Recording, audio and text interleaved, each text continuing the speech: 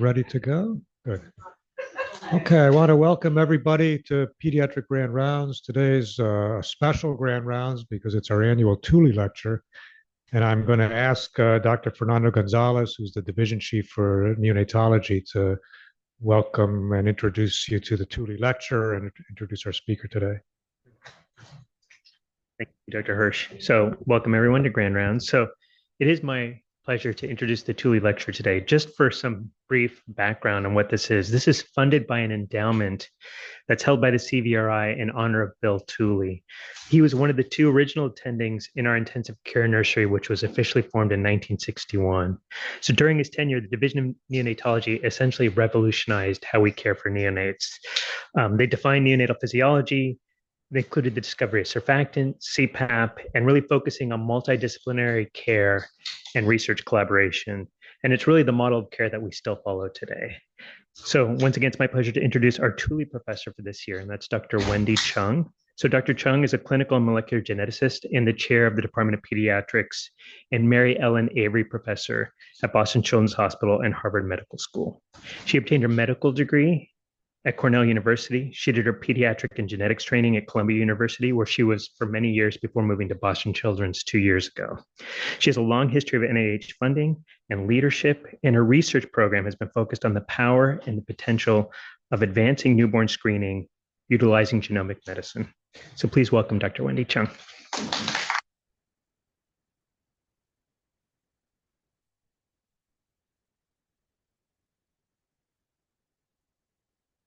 I'm so pleased to be here today. I've met many new friends, and as we're doing this, I hope we'll be able to have a discussion at the end. This is still a work in progress. So what I hope I'll be able to tell you about are some of the things that I've learned along the way in my journey. And I'm going to start out, just to segment things a little bit, going to talk about some different congenital anomalies. I was thinking about, in thinking about the Tooley lecture, some of the things that I've learned specifically about neonates and perinatal medicine. I'll try and connect that to what we also know about the brain and behavior, and then importantly, how I think we might be able to think about the future, which might sound counterintuitive, but the future treatment of some of the genetic disorders and how we get there with population screening.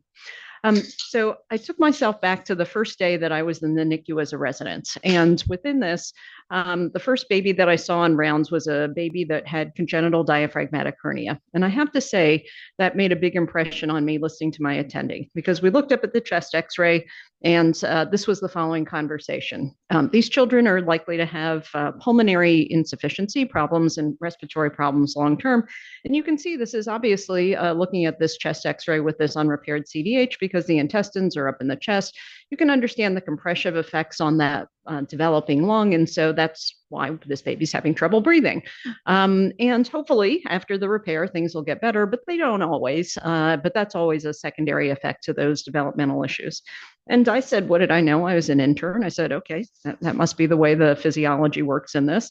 But watching those kids then in CDH clinic long-term, I couldn't really make that jive, in the sense that I had some kids that had a relatively small hernia and didn't really have much in terms of LHR ratio that we would see in terms of prenatally. And I couldn't make a prediction as we'd go through our prenatal pediatrics rounds over the years about who was going to do well and who wasn't. Yet, all of those parents were coming to me prenatally and asking me, so is Johnny or Jane going to go to school? Are they going to, live independently? Are they going to go to college? Are they going to actually make it out of the NICU? They'd ask me all of these seemingly very simple questions.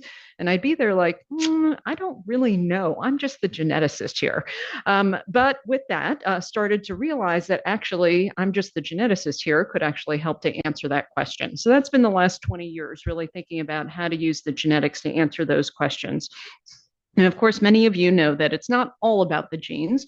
When we start stratifying by risk, for instance, the babies with CDH who also have congenital heart disease would do much worse. And so there are some other factors that I'll get into that help us prenatally, postnatally to know those complications, but yet it still didn't explain everything. And so within this diagram, I could put CDH in the middle, I could put congenital heart disease, I could put autism, I could put any number of things in the middle, and they have other, whatever you want to call them, comorbidities, associated conditions, but other things that sometimes seemingly are secondary, although I'll put that question out there, are they really secondary? In other cases, we think of them as adjacent, if you will. And so same question all over again, what is the prognosis? I still get this question for, parents of 3-year-olds who come into my clinic with an autism diagnosis. Again, what is Johnny or Jane going to be like in 20 years? And so within all of this, trying to think through this. So here's one of the questions that I'm going to ask you to think about, a somewhat complicated, but also somewhat simplistic genetic question. As we do this, in fact, as we see the pulmonary outcomes or some of the other outcomes for something like CDH, is it secondary to the structural difference that we see in terms of the way the body forms? Or in fact, open up to this possibility, could there be a single inciting event, in this case a gene, but a gene that has multiple effects downstream, effect that might have, for instance, effect on how the diaphragm forms, but also a primary effect, for instance, on how the lungs form, and might there be a possibility that those separate primary, or we call it pleiotropic to be fancy, those different effects also be driving in part what some of the outcomes are. And might that also be true in terms of growth, neurodevelopmental outcomes, other things that we see as well. So it's not just what we do to the babies in the nursery. It's not just whether or not, although part of it can be whether or not they have a bleed in the head, granted that, but is some of this just primary in terms of what might be the genes driving this? So as we started doing this, I quickly realized that this wasn't something any one institution alone could do. We simply didn't have the numbers, the power to be able to answer these questions because of the underlying complexity of this. So this has been one of the favorite things that I like to do is have friends, and as we have friends, be able to learn together as we go through this. So this is one of many consortia that we've put together across this one for DREAMS, and I know I can't spell, but within this, trying to understand what this is like really around the world. So I'm going to take you on a journey over time. At the very beginning, when we started doing this, we didn't have all the fancy tools that we have now genetically. We could look at chromosomes. We could look at even parts of chromosomes with chromosome microarrays. And increasingly, we would see chromosome 8 would come up over and over again. And for those of you who are geneticists, we could go and we could look at the critical interval within chromosome 8 to try and identify what might be the genes driving that. And it just so happens there are 2 transcription factors that map to this region, SOC7, GATA4. GATA4 actually comes up for many other things as well. And that looked like that was probably what was driving part of this. So eventually we would get down not just to this individual contiguous set of genes, but look at the individual genes. And when we started looking at GATA4 in particular, we could see individual patients that would have a genetic variants of just one single base pair or one single amino acid within GATA4. And as we got to understand the transcription factor better, not surprisingly, that those were oftentimes in the DNA binding domain. So binding for one of the 2 copies of the gene differentially to downstream effects, and then an orchestration essentially of developmentally many other genes downstream of GATA4. So as we did this, we started looking at these, and sometimes we'd see these variants were de novo in the child with the congenital anomaly, in this case CDH, and that made sense why they had no family history of CDH. But then I'd also have not very many, but I'd have some cases where we'd have familial CDH. And I say not very many because many of the individuals in a generation ago with CDH died, and they didn't go on to have children. This family, though, was a bit unusual for me in that there was a family history. The bottom square on the bottom, the proband. In this particular case, he had an uncle who had died of CDH. And as we started looking within the family, we could see this GATA4 genetic variant. And I scratched my head because the child had this. I didn't have DNA from the uncle who was deceased, but I could look at the father and the grandfather, and the ones that are in red, the plus minus, are the individuals that carried the GATA4 genetic variant. And I said, well, but this can't be the answer because the dad certainly is fine. I mean, how could the dad have CDH and be fine? And so this is one of these things that, you just have these aha moments. And so I had this aha moment when I was at Disney World with my kids, standing in the line for Pirates of the Caribbean, that interminable line, and had nothing better to do except daydream. And so as I was doing this, I said, how do I know the dad doesn't have CDH? Have I really looked? And so that made me get on the phone, and literally I called up my team and I said, we have to look at the dad. We haven't actually looked at the dad. And so we got the dad, the grandfather, also both of them heterozygous for this. And we imaged them, did the MRIs. And what do you know? If you can see these little arrows here, the father up on the top and the grandfather on the bottom with two different views. It's very subtle, but there clearly is a diaphragmatic defect. Now, it's not so big that we had herniation of the intestines into the thorax, and so we didn't have any of the residual after that, but clearly a small defect. So the reason I say this is that if you don't look, you don't know. And so, I put this out here for if there's any radiologists listening. The other neat thing is if you think about this, and now that we're doing more imaging, I'll bet you dollars to donuts. If you look carefully at different parts of the body, and we focus mostly on the brain, but if you look carefully at certain parts of the body, there are subclinical phenotypes that you can see structurally that thankfully don't come to clinical attention, but are their signatures in terms of other family members that have these conditions as well. So now comes fast forward, some ways of doing DNA sequencing at more reasonable cost. And so as we do this, we start looking now first exome, eventually genome sequencing.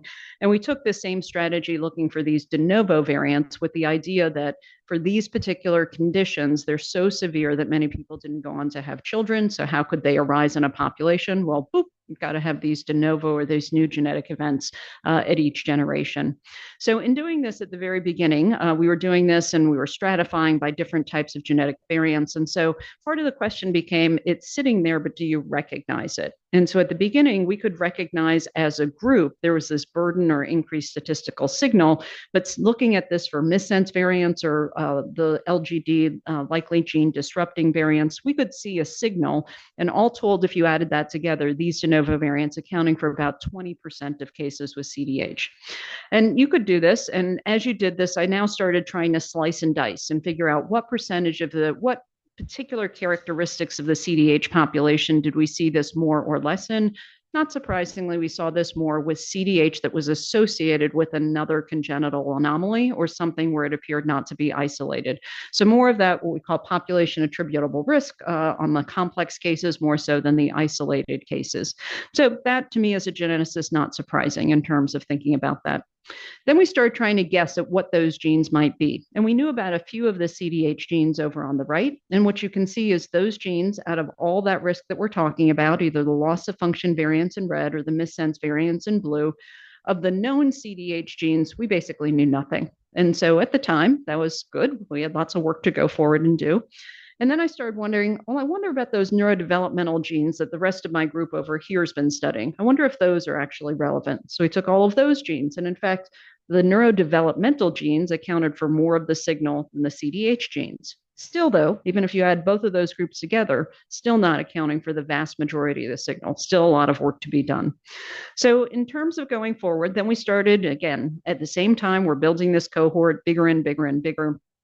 And as we finally get just over 1,000 cases, we finally have enough statistical power to implicate individual genes. So not just signal in terms of aggregation of genes, but individual genes. And so as we did this, could start to see, and geneticists are sticklers for this, started to see genes that statistically hit genome-wide significance in the first 3 genes at the top.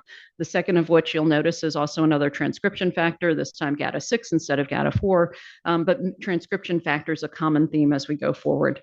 I won't go into a huge amount of detail on this, but I will take some specific examples. LONP1 has been an interesting gene for us, in part because it's associated with the most severe in terms of the outcomes that we see.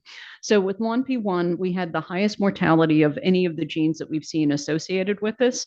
And as we did this, and when I see this now prenatally, I always get concerned in terms of the outcome that we see.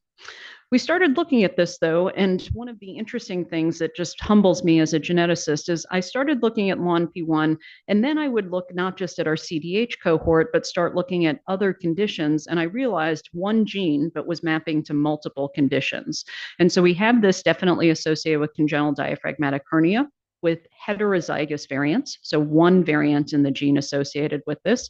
We also see it associated with a particular set of features called Cotis syndrome, and that's it recessively inherited. And in that particular case, the parents who are heterozygous, completely normal, but you end up with 2 of these together, and especially in the Amish community associated with a constellation of a skeletal dysplasia, cataracts, and other issues. We now know that it's also associated different genetic variants, but heterozygous, mapped to a mitochondrial disorder of oxidative phosphorylation with very, very severe problems with lactic acidosis and neurodevelopmental issues. And then other variants also associated with neurodevelopmental issues, but not the severe lactic acidosis. Exactly why different variants and mechanism of how they act on mitochondrial function to do this, I don't completely know, but we can now say that this is actually complicated in terms of, as I said, one gene, multiple modes of inheritance, and multiple different phenotypes or clinical associations. You can now, though, start to predict based on the protein itself and where those individual missense variants map, what some of those domains are. And you can now start to segregate and see clustering of those individual variants with individual phenotypes. And so now, as we're starting to get these, I don't say we're perfect, but we can start to make predictions about long-term what those phenotypes are going to be like for the children. And so as we've done this, as I said, we now can look at this and unfortunately see some of the outcomes associated with this. As I was saying, the line, I'm sorry, I don't have a pointer, but the mortality rate associated with the LONP1 variants across our cohort, 69% don't make it to discharge out of the neonatal intensive care unit. And so that's what I meant in terms of some of our most severe phenotypes associated with that.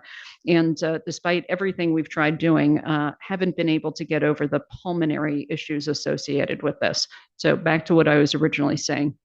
So now, knowing this, I started asking that question again about what I was taught as an intern.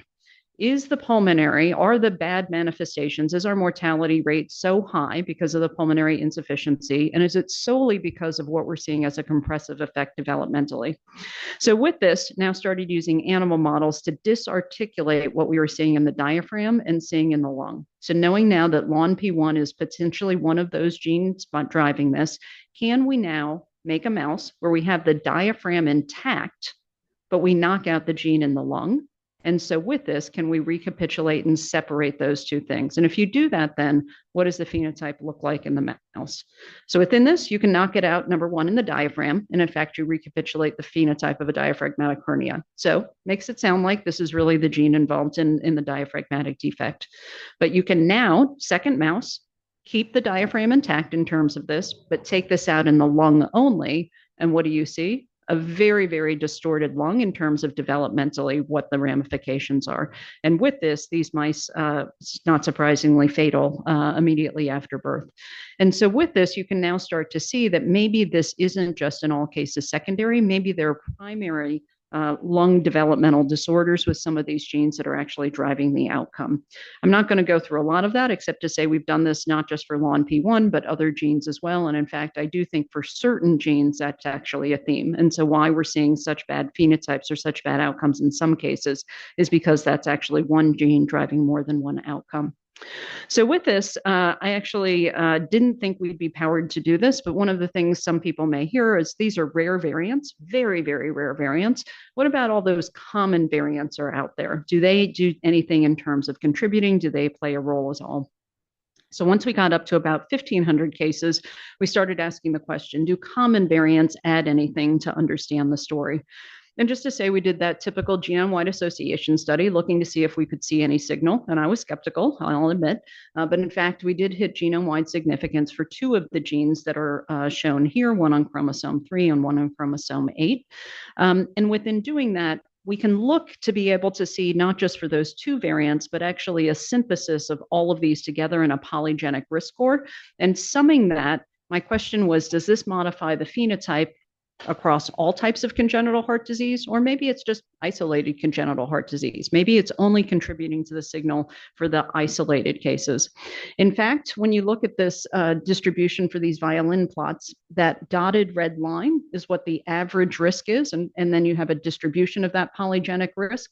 You can see the general population as the controls on the left, and what you'll see is every other violin plot shifted up by exactly the same amount. So it doesn't matter whether you have an isolated or complex CDH, whether you're male or female, whether you have a de novo genetic variant that we think is causative or not. For all of those cases, it's actually a tide that's basically lifting all of the boats in a similar way. So within this, it looks like, and I would guess that this is going to be true for many complex conditions, that it's really getting over what I'll call a threshold of liability. That is, that there needs to be a certain amount that increases the probability. I know as a geneticist, I'm talking all about the genes, but it could be genes. It could also be environmental factors as well. But this contributes to the total load, if you will, or total probability in terms of what's going on. And anyone that gets over that threshold, whether it's through one big gene, a bunch of little genes, an environment factor plus the genes, whatever that is, whatever gets you above that threshold, then potentially is increasing to that risk. And interestingly, although not what I'm going to talk about today, differences between males and females about where that threshold of liability sets. In CDH, but even much more so in autism, which I'll talk a little bit about later. So with all of this, you might say, well, that sounds kind of esoteric. What does it actually do for us in terms of answering your question that parents are asking you about that clinical outcome? So as we did this, we started thinking about all of these different outcomes that we care about, starting with mortality. So mortality, I can always tell it's going to be worse mortality if I have CDH plus something else, not surprisingly. So we started dividing that out, CDH plus something else, whether I find a gene I think is causative or not, still not as good a prognosis in terms of mortality. On the other hand, interestingly enough, for those cases we thought were isolated, very big differentiating factor if I can see one of those genetic factors. And again, I'll posit that that's probably because those cases that look to us as isolated in the nursery are probably not as isolated as we think we are. The gene is telling us that there's probably going to be something else. We just can't see it yet. And sometimes the child doesn't live long enough for us to be able to see that. Pulmonary hypertension, another one of my favorites. Again, if you look at this in terms of this is pulmonary hypertension as a clinical phenotype at 1 month of age for these babies, complex, we have similar amounts. The genes don't really help us in this case, but isolated, helpful in terms of differentiating the ones that are going to have greater problems with pulmonary hypertension. Again, my hypothesis in many of those cases, something underlying in pulmonary physiology as well that's driven by, at least in some cases, those genes. If you start looking at neurodevelopmental outcomes, we look at it 2 years, 5 years, and now that the kids are getting older, even older than that, we can put into this, into the regression analysis, multiple other factors, socioeconomic factors, social determinants of health, lots of things in terms of clinical outcomes. In addition to that, though, the genetic factor is also an important driver of those outcomes as well across all of the dimensions that we see. And with this, I won't go through the entire story, but you can do the same story and you can tell the story within the middle of that circle, diaphragmatic hernia, congenital heart disease, esophageal atresia. It really is a very similar story as we go along. So we formed something called the Pediatric Cardiac Genomics Consortia. I've gone through very similar analyses here. This is looking at congenital heart disease and looking at whether or not it's isolated or in this case associated with also neurodevelopmental disorders. And in a similar way, the more, if you find one of these de novo genetic factors, the more likely you are to have those other features associated.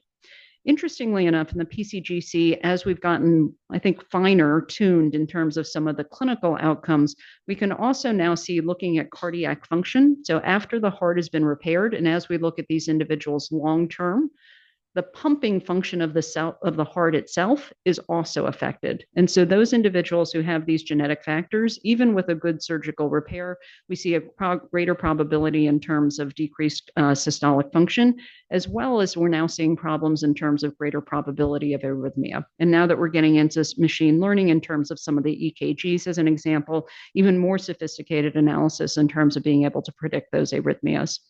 It's not all about de novo genetic factors. We've in fact identified in some communities what we call founder mutations that are specific to a specific type of congenital heart disease. I was in New York for 25 years, so I had many patients who were Ashkenazi Jewish in terms of their heritage. In this particular case, GDF1, a gene that we know about for congenital heart disease, one single mutation. I could tell you that any patient that was Jewish ancestry that had a transposition of the great arteries or double outlet right ventricle, I could look at them and just by knowing their family history heritage could predict this variant. And I ended up going from a very expensive genomic test to a very inexpensive targeted test, and basically was always right because this was ended up being always the answer in those particular families. And in fact, working with Doria Shuram, this is now something that we've embedded into the Jewish carrier screening, so parents can have choices if they want to in terms of knowing about this for their reproductive risks. Within this, just to give you a scorecard in terms of congenital heart disease, if we work at this, Finding a genetic factor we can now find in about 40% of cases with complex congenital heart disease, about 20% of cases of isolated congenital heart disease. And my prediction is we're going to be doing a single genetic test called the genome, if you're not already doing it, to be able to do this all at once. So chromosome, copy number variants, individual sequence variants being able to get in one fell swoop. And for those of you interested in aerodigestive conditions, although we're much farther behind in sample size, we started something called the CLEAR Consortia in doing this in terms of aerodigestive conditions, esophageal atresia, tracheoesophageal fistulae, laryngeal clefts. And even despite being very small in terms of numbers with just a couple hundred samples, we now have like the spidey sense that we've learned how to be able to recognize what the relevant genes and variants are. And so even now when we do these studies that are, as I said, substantially underpowered, our first study being looking at less than 100 cases, we can identify from individual patients genes that are likely to be implicated in this based on the individual variants, based on better models to be able to predict the function of missense variants, and also the genes that are likely involved, both where the cell type and where during development they're expressed. And so doing this, we took from our first series our favorites, and doing this, as I said, with less than 100 patients, took the 18 genes and variants that we thought were likely going to be relevant in this. Aaron Zorn at Cincinnati Children's did the modeling with frogs, with Xenopus, and in fact, in doing this, making essentially chimeric frogs to doing this, could confirm in 13 out of 18 of the cases that in fact this was a gene that was responsible for the development of the trachea and the esophagus. You can see up on the left the normal E for esophagus and T for trachea below, the normal separation of the two. And you can see in each one of these other cases where we had mutations that mirrored what we saw in patients, the problems we had in terms of that cellular process. As we've gone and done this forward, been able to use frogs as well as other models as well to confirm many of these genes. Not perfect, but I'd say not a bad batting average using an N of 1 as a circumstance. Just very briefly, we've done this also for autism. Autism, obviously a much more common condition and interesting in the sense that there is this sexual dimorphism with overall males to females being affected 4 to 1. With that heterogeneity needing to have pretty large sample sizes. So we started this about 9 years ago with the goal of getting to 50,000 families as we were doing this. This is an online research study available to anyone in the United States, either English or Spanish speaking, to be able to do this, with the idea that we would be able to stratify by gene to be able to understand better what supports, what treatments, what behavioral modifications might be helpful to certain patients based on that underlying genetic predisposition. Just to say, as we've done this, it's been an interesting journey. I forgot to highlight it, but within this, we see de novo genetic variants, but increasingly now inherited genetic variants. That second from the top on the right, ITS1, actually is also one of the genes we found in the frog and demonstrated that it was responsible for esophageal atresia. Now it comes up also as an autism gene. And most recently, it actually is now known to be a Parkinsonism gene. And so within this, sort of these worlds collapsing in terms of the biology and the differences, in part by variant, but also probably by the rest of the genome and what's influencing how any one gene is expressed. And so with this, we're starting to understand and realizing that these genes don't stay in their lanes. That is that, and especially when it comes to neurobehavioral conditions, for many of these genes, they're not just autism genes, but they're associated with ADHD, they're associated with anxiety. And in many cases, there's interesting differences between males and females, and males may be more likely associated with autism and females more likely associated, for instance, with anxiety, and why we see some of those differences in that sexual dimorphism. I have hypotheses, but not always completely clear. So as you see these, what we're starting to realize is that these are different cohorts in the columns here. These are some of the different genes on the y-axis here. But you can see that in some cases, there are chromatin modifiers that don't really stay in their lane, so to speak. They really have much more global effect on what we see in terms of development and can be associated, and we've seen associated across many cohorts. Certain transcription factors tend to be more limited in terms of their manifestations with GATA4, GATA6, but also can include the pancreas, for instance. And as we do this, hopefully helpful in terms of that idea of being able to refine the prognosis. As we did this, we realized that now for each one of these genetic conditions, that families were really looking for being able to connect with other individuals now, not just with a diagnosis of autism or CDH, but with the specificity of that underlying rare genetic condition. So we started another set of cohorts, something called Simon Searchlight, that now includes about 180 of these rare genetic conditions, where the inclusion criteria is anyone that has a pathogenic or likely pathogenic variant in that gene. And it's open to the world. So anyone around the world, because these are rare, so we want to bring everyone together. Anyone with those conditions can now join Simon Searchlight. And every year on an annual basis, we look at how people are doing over time. And we make, and I should have said for all of these data, we make everything freely available to the research community to be able to use. So as we've done this, and I say this in case anyone studies any of these genes, we've got about, as I said, now 180 of these genes. We have many of them online and in-person family meetings. So time that we spend in terms of sending this information back to families so that we can learn together as we do this. And I have to say it's been quite informative to do this. I'll give you a couple examples. For any of you who are researchers, we also have through the Simons Foundation resources in terms of iPSCs to model many of these. So if anyone's interested, being able to do a deeper dive in terms of the biology. So let me talk you through one of these cases. So this is one of the genes that we identified associated with autism and neurodevelopmental disorders. It's a phosphatase, actually a regulatory subunit of a phosphatase that is part of a larger family. I realize this because now we're actually pretty good at predicting the variants across the family. These line up in terms of homology very well across different family members. And so knowing about the mutations in one of those genes, we can actually now take that and transfer it to other genes that are in the same family because they do have similar structure and function. And that's something that we and others have done now across multiple families. So it's using sparse data and sort of wringing as much information out of it as we can. As we were doing this, and again, this particular gene we had identified through individuals with neurodevelopmental conditions and autism. Most of these individuals were diagnosed, and in fact, the cohort that we had, little children, less than 10 years of age for most of the cases. I was at Columbia, and one of my friends who's a pathologist, or rather a neurologist working on Parkinsonism, said, Wendy, I want you to come to the CPC case because it's a real head scratcher for me. I have a gentleman who died in his 50s of Parkinsonism, but he feels like he should have something genetic. So I want you to look at the pathology and see if you can figure it out. So he had classic features in terms of the involvement of the substantia nigra, and we had the neuropathology. So I said, give me a little bit of tissue and let me see what I can do in terms of the genetics. So I'll never forget this. I'm on the Amtrak going down to NIH for study section, and I'm looking at the sequence and I'm saying, gosh darn, we must have swapped the files on this. This is exactly the mutation that I see in my cohort of these little kids with autism. It's the PPP2R5D, and I knew the exact 198 mutation. I said, we did something wrong. We swapped the files. So I get on the phone, call my lab. If you can tell, my lab gets a lot of these calls, but said, we better go back. Can you trace it anyway? We swapped the files. They said, no, Wendy, I don't know what happened, but we'll do it all over again. So we went back to scratch. We went to the pathologist, got another piece of tissue, did the whole thing all over again. Same exact result.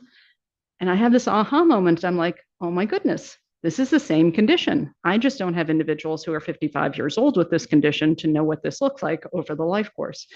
So in fact, graciously, his sister, who obviously knew him his entire life, was very helpful. She still comes to our family meetings all the time to realize that in fact, this is the natural history of this condition. And as we've done this, now that we knew what to look for, had started looking at some of our kids that were growing up. And now we can start to see the tremors and the movement disorders that are starting in adolescence.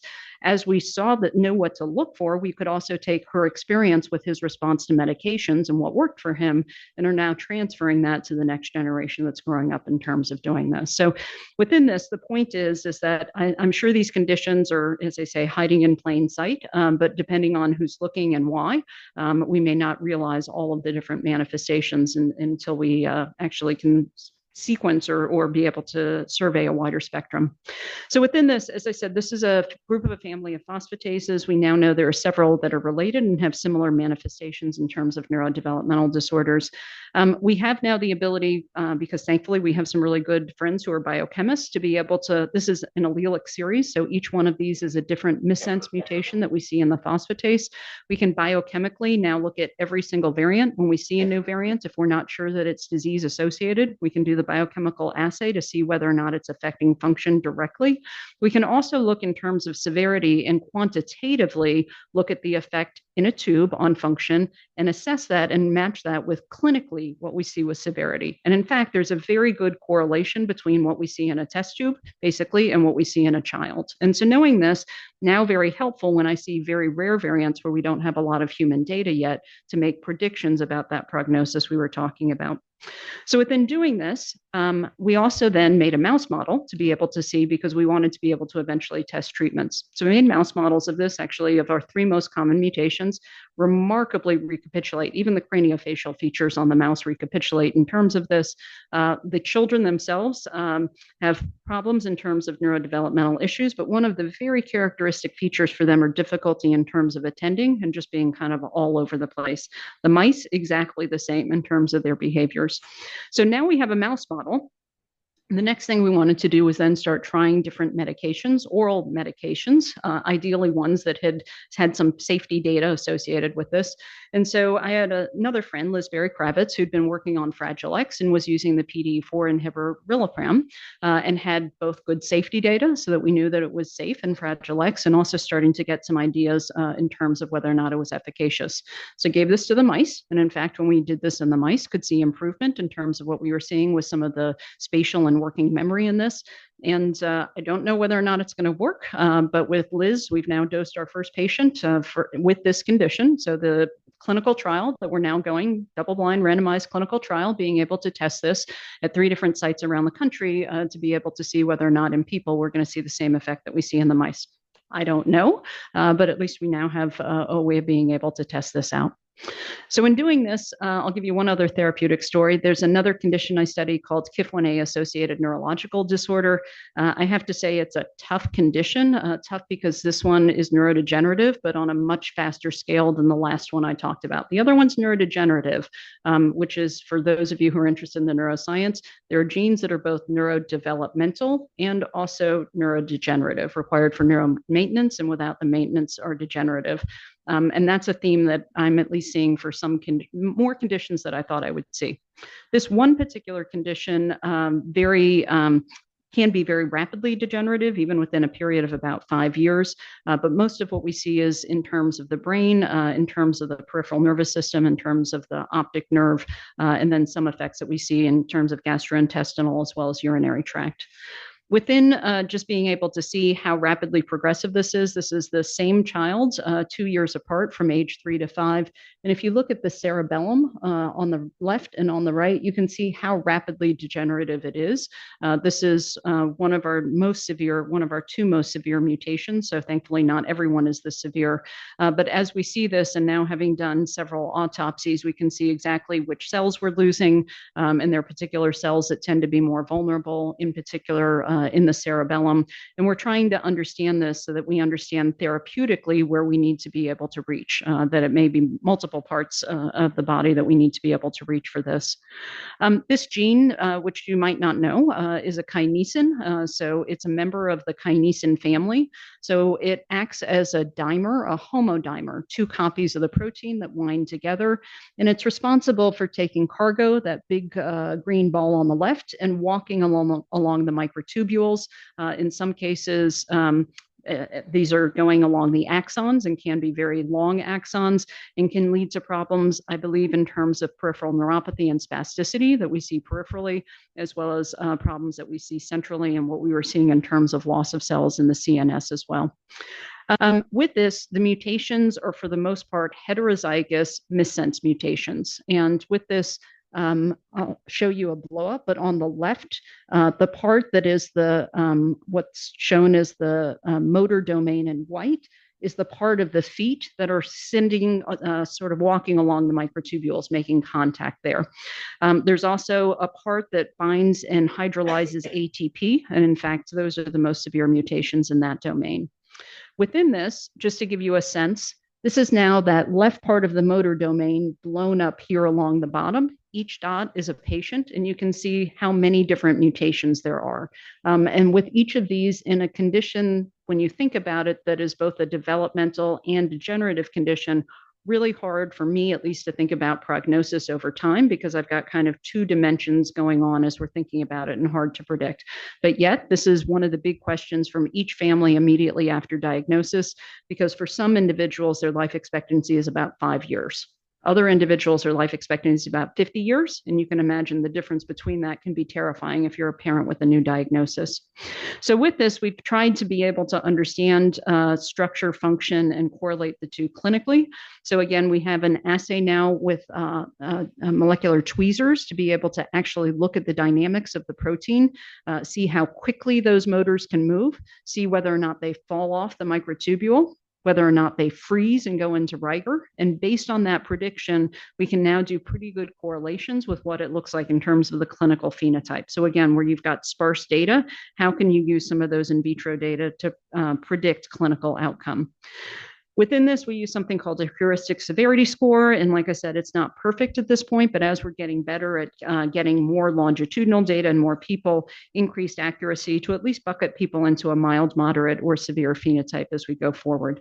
And the reason for trying to bucket them is the following crazy idea. So in doing this, we started thinking about, especially for a severe condition where life expectancy might just be a few years, what could we do? And the families have a hashtag called #StopTheClock. They really have a sense of urgency in terms of being able to do something. And so with NLORM, the private foundation, we said, well, let's see if we can make an ASO where we will have an allele-specific ASO that will degrade only the mutant copy of the gene. Again, it's a homodimer. And so within this case, if you have one of the two copies of the dimer that has the mutation, it essentially poisons the entire protein. So with this, 3/4 of all of your protein is, if you will, contaminated in some way by the mutation, and you've got very little of the functional protein that's left. On the other hand, if you could get rid of the mutant protein, you would be less the total amount of protein, but at least the protein that's residual would work and would hopefully help in terms of moving the cargo along the microtubule. So within doing this, the idea was to be able to make an ASO. In this particular case, the ASO does not target the actual nucleotide of the mutation. It targets something that's in cis or on the same copy of the mutation, but a more common polymorphism, acts as what I call a handle to be able to grab onto that handle and give allele specificity. And so in doing this, we didn't know, number one, if this was going to work, and we didn't know at what stage it would work. So could you stabilize the disease, prevent further progression? Could you in fact improve outcomes? When did you have to do this? Did you have to do this very, very early on, or could you do it later? We didn't know any of the answers to these. So we started doing this a little over 2 years ago, and this was the first patient that I dosed when I was still at Columbia. This condition for her associated with seizures, so she would have multiple seizures per day. We actually got into a great habit of having Alexa set up where the family would shout out at Alexa every single time we had a seizure on, seizure off. We could count the number of seizures, the length of the seizures. She unfortunately had pretty severe spasticity, and so was falling, broke her arm, broke her clavicle. And so we could count, again, with Alexa, number of falls to be able to do this. With this, we had some days where she wouldn't walk. She was in her wheelchair because she'd fallen and hurt herself. And so those were the times when she's down at 0 for falls. So we got all this data, the run-in data on the left in terms of doing this. And then you can see with the red arrows every time we dosed her and getting up into our maximal dose. And you can see that relatively quickly, actually, she responded to the ASO. So by the time we got up to the maximal dose of 60 milligrams, we actually had a tremendous impact both in terms of seizure frequency, longest length of seizure, as well as falls, even though she was more ambulatory and spending less time in her wheelchair with the dosing and with her ASO. I will say that with this, she continues to respond in terms of the treatment. She's now out about 2 years in terms of doing this and using the same ASO. We now have a second patient that's in the process of being, or that is, I should say, being dosed. And now with this international cohort, we have about 25 patients around the world who we know should be genetically amenable to using this ASO going forward, and now trying to figure out who's going to respond and going forward with that. But it gets into the following, and some of you have heard this part of the story, so you cannot fall asleep. So it's the same sort of thing that's more generalizable, not just for an N of 1, but how can you now think about this for rare diseases and think about this across rare diseases? So many of you know the story about SMA, so I'm not going to spend a lot of time on this, but it's similar to KIF1A when you think about it. That is that you probably need to get in early with your treatment to do this and pre-symptomatically, and how in the world would we ever do it? So as I was thinking about this, we had done a pilot study in New York State with newborn screening. And as we'd done that, I'd listened very carefully to families about doing this because we did a pilot study for SMA. We then did a pilot study for Duchenne muscular dystrophy.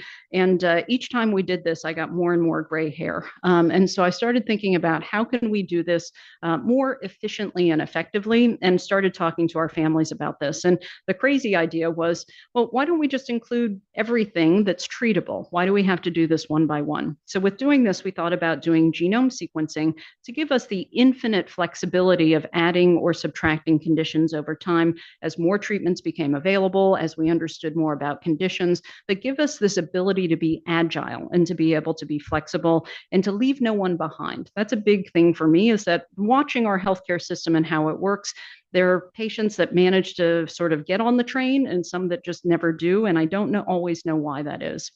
So as we did this, the idea was the following: use the same Guthrie card that we use for newborn screening, but reuse and recycle. So after it's done with that regular newborn screening, take the residual, and in a consented research study for parents who agree that they want to do this, offer to sequence the genome, but don't look at the whole genome. Only look at the part of the genome that actually has news you can use, information that's actionable and treatable and is relevant, especially to young children. So as we started doing that, and this was defined by parents, in thinking about this and being given lots of examples, sort of resonated that they wanted something that would affect young children up until the age of 5. Didn't have to be just little tiny babies, but for the first few years of life.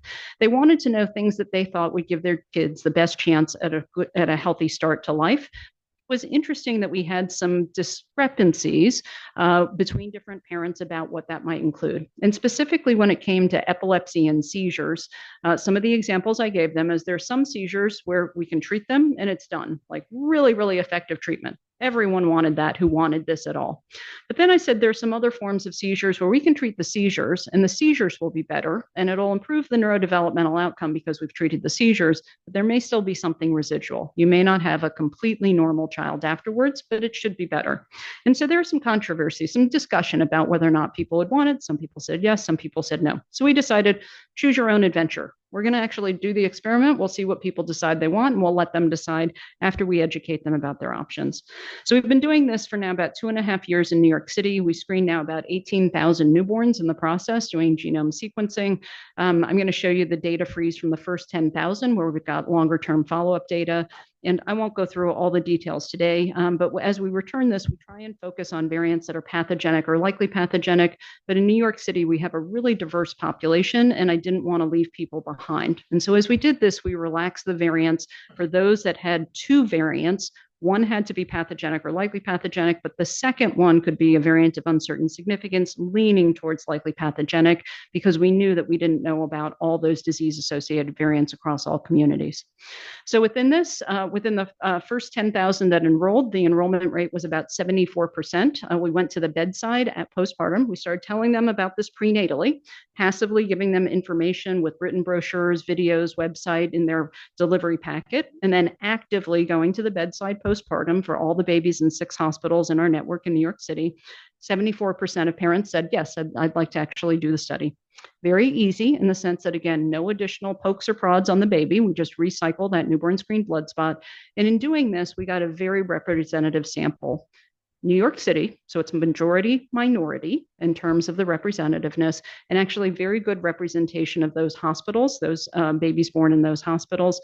It doesn't appear to be any bias in terms of by socioeconomic status or other factors, really seems to be all comers. When we gave people those options of whether or not they wanted those neurodevelopmental epilepsy conditions, about 93% of parents that enrolled said, yes, I'd like that information as well. And so that's what I'm going to be showing you on the results here. Within this, about 3% of babies end up with a screen positive. So we call those results out to parents. We did know, because like I said, we in terms of sensitivity, specificity, we knew we were going for greater sensitivity at the risk of a little bit of specificity in terms of doing that. We knew we would have some false positives, in other words. And as we do this, shown in red and pink on the right, are showing you that we do have some false positives associated with this. Interestingly, though, some of these false positives were variants that, again, according to ClinVar, we thought were disease associated. So it wasn't all just because we threw in some variants of uncertain significance. It's because we don't really know all of this as well as we think we know. So it's humbling in terms of doing this. Within this, we had conditions that are part of regular newborn screening, and we blinded ourselves to those results as we were analyzing the DNA data. We then came back and looked at those results from regular newborn screening as essentially a way of quality control to see how well were we doing based on, you might call it a gold standard assay by comparison. The good news is we didn't miss anything. So anything we should have picked up from regular newborn screening, we didn't miss anything. But interestingly enough, there was added value. We did have a few cases where the regular newborn screening was normal. We picked up something by the DNA sequencing, and after confirmation, we confirmed that it was a true positive. So we have one particular case of a medium chain acyl dehydrogenase deficiency, 2 cases of immunodeficiencies, associated with SCID. And I feel like I'm bringing coals to Newcastle here in terms of discussing this. But in doing this, we did realize that synergistically, we could add to regular newborn screening. We can improve it. This is actually one of those cases I was talking about. This is a little baby boy born with a mutation in one of the common genes for SCID, IL2RG. For this X-linked condition, he had no family history because when we tested his mom, he was a de novo mutation. And so that explained that. We did have some case history because the immunodeficiency community is very good and very careful about documenting and having natural history on their patients. And so within this, we did know that this was in fact disease associated, both because we did functional assays and because we had data from 2 patients, one of whom had died and one of whom had a successful bone marrow transplant. Based on that and being able to bring a lot of smart people together, they made the recommendation that we should go ahead and do the bone marrow transplant, and did that when he was infection-free within the first 100 days. He's had a beautiful outcome. He now has actually a little sibling who's also been through Guardian. And in fact, we've realized through this that parents who've had now a second child almost always have their second child come into Guardian. And even a third of families who declined the first child in Guardian now decide to enroll in terms of their second child. So as we're doing this, word is being shared through the community, and I think widespread, not everyone, but a reasonable acceptance. In terms of the conditions that are still part of that news you can use, but not part of regular newborn screening, the most common condition that we see is long QT syndrome. And within this, all of these that we've seen so far after doing EKGs are real positives. We have a good sort of functional readout very quickly from this. Within this, we have very good Heart Rhythm Society guidelines in terms of what to do with the information based on sex, symptoms, QT interval. And so in doing that, have been following these children going forward. And in fact, in some cases, have also identified family members that have long QT as well, some cases with unexplained syncope. I won't spend too much time going into that in more detail, but happy to talk with anyone afterwards. But these are the group 2 conditions. So these are the conditions associated with epilepsy and neurodevelopmental disorders. Interestingly enough, many, and these are almost always heterozygous variants. So we thought all of these were going to be pathogenic or likely pathogenic based on previous literature.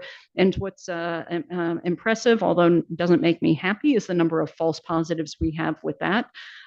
Whether or not these are problems with misclassification, whether these might be parents, if we, again, just like what we did with the imaging with the CDH, if we really put them under a microscope and look very carefully in terms of neurocognitive phenotypes, might have something subtle, I don't know.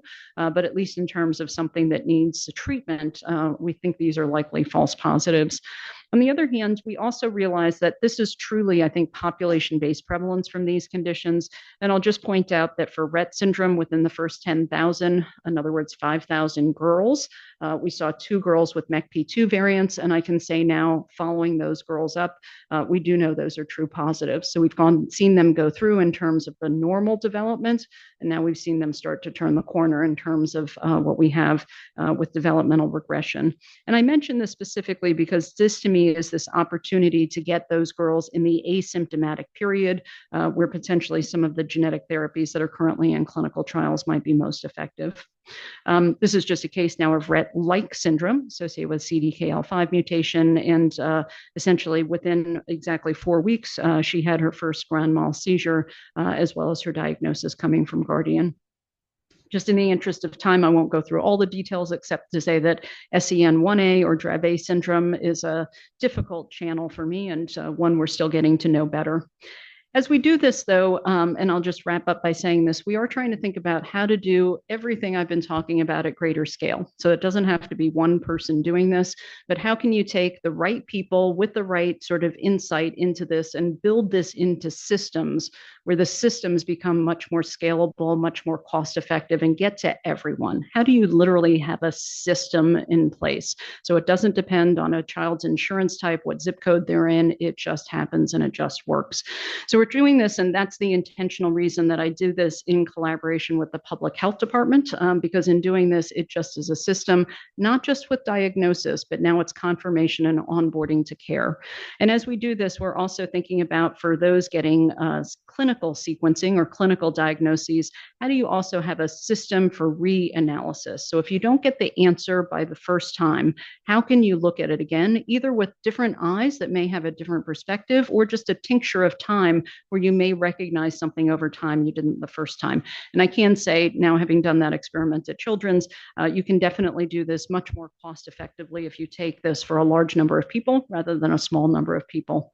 As we're doing this, we're systematically working, for instance, with the ICD committee to get codes for these rare disorders so we can now actually look at the long-term outcome data, working with EPIC in terms of decision support so that as we get the natural history data, how do we fire and be able to deliver this to the right person at the right time, making all of this information freely available through groups like Gene Reviews, assuming it still has funding, as we go forward, hopefully being able to get this to more patients and their families and more providers everywhere.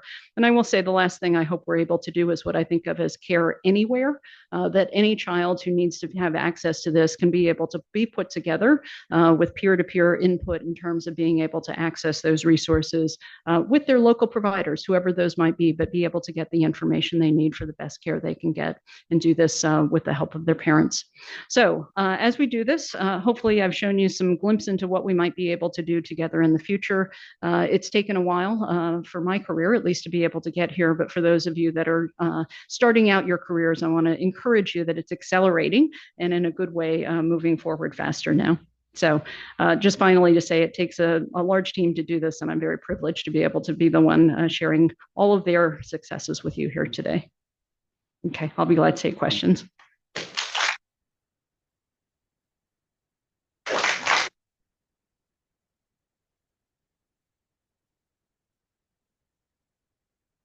Wendy, can I ask about your allele-specific oligotherapy? Sure.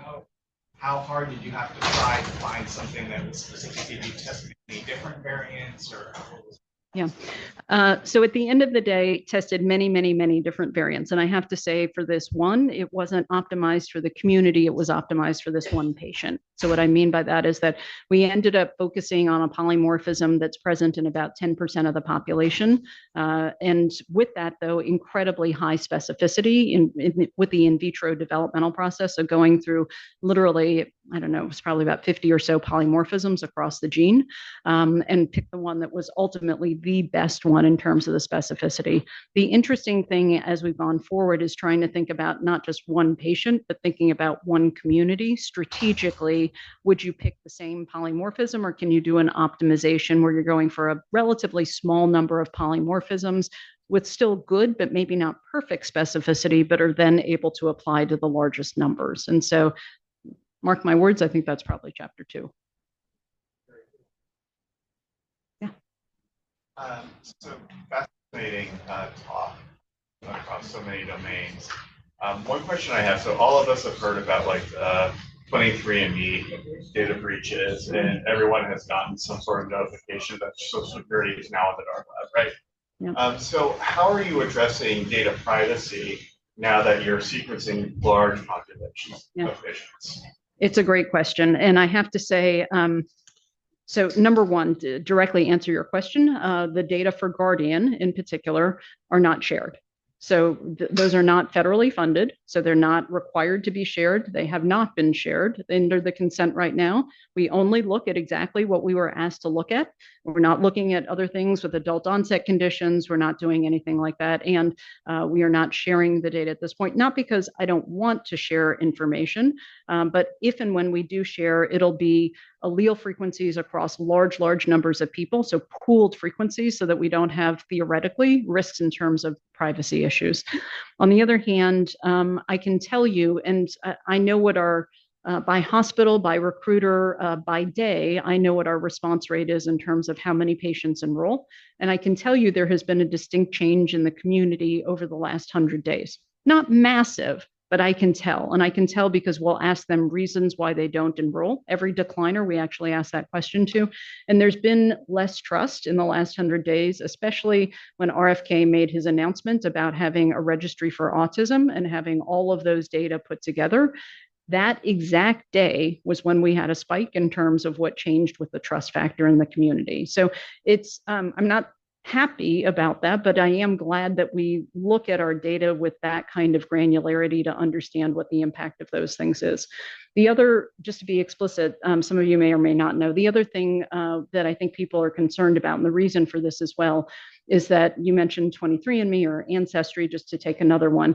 There was a case in New Jersey that people may know about where a newborn screening blood spot was subpoenaed by law enforcement to be able to match a DNA sample from a crime scene and to be able to implicate a blood relative to the baby. And it was done without permission from the parents. And in fact, so one would claim illegal search and seizure, right? And so with that, personally, what I would love to see is legislatively protection against having any of the data or any of the samples subpoenaed for anything like that. But there is greater concern about discrimination or anything that might be about future risk that people aren't asking for and not necessarily wanting to know. So I hope we'll be able to deal with this, but this is one of the things that keeps me up at night.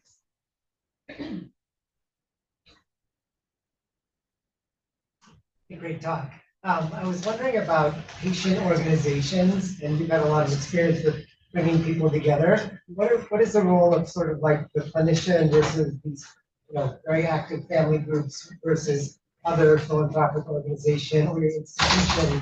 Like, what is that like bringing people together to work on a common goal, like, new clinical trials? Yeah.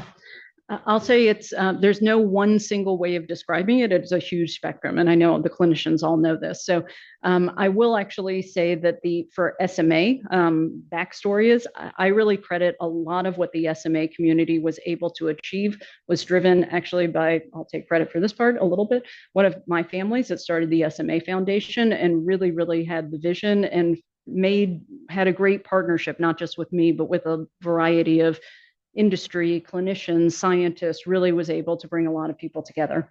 I think one of the challenges is for families is that the family groups collectively I give them a huge amount of credit, and they're on a journey that is oftentimes very uncertain and very nerve-wracking. The challenge sometimes is to be able to educate them and to do it swiftly enough that they understand why we're saying what we're saying, sometimes clinically, sometimes scientifically, sometimes strategy-wise. And within this, there are groups now that are helping in terms of boot camps to be able to do some of that and get them up to speed faster. I'm enormously grateful to them because I don't have enough hours in the day to do it one-on-one. But as they're doing that, I hope that'll be helpful to set expectations. I don't know about you guys. You guys take part of the credit here in the Bay Area, but the baby who was treated in terms of gene editing recently, in terms of the urea cycle defect, I don't know how many emails and calls you guys get, but it's all these families now saying, "Can that be me? Can I do that in 8 months? Like how sign me up."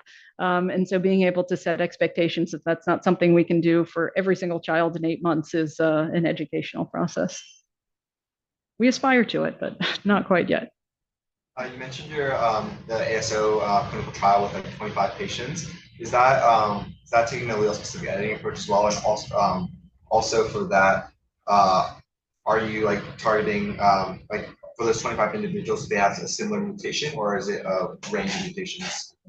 I realized I probably should have added an extra slide to the deck. So for these 25 patients, they actually don't have the same mutation in KIF1A that's driving their phenotype, but they all share the polymorphism in the correct phase with the mutation. And so in that way, the ASO is able to grab on with the right phasing. So it's going to knock down the mutation, but keep the other allele intact. You mentioned it only covers like 10% of individuals though when for this question. So are those the 10% of individuals like that, like all those 25 individuals are within that, or 10 or 25 individuals are within that 10% pool that you mentioned? So of all the individuals that we've tested, it comes out to about 10%, 25 of about 250 people that we've tested so far that should be amenable from a genetic point of view to that ASO. Now, whether or not their disease is amenable at the stage it's at, that's a different question, but. Thank you, Wendy. That was amazing. So glad you were able to make it here.